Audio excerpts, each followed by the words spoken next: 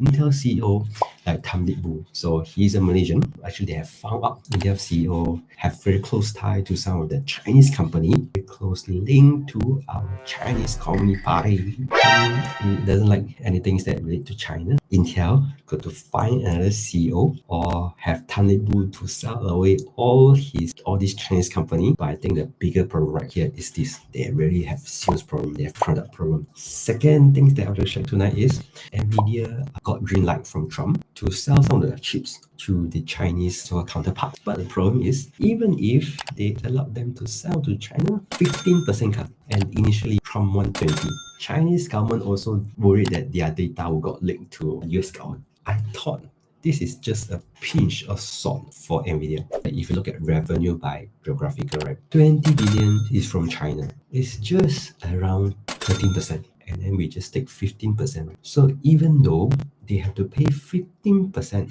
tariff or tax or whatever they call it to US government, if they can simply double their revenue from China region, it actually is a big push on their revenue growth. So hardware is their revenue generator. Say if software could like capture the bigger market, maybe software revenue would be their so-called continuation of their revenue. So let's talk about the lesser or even sister, which is AMD.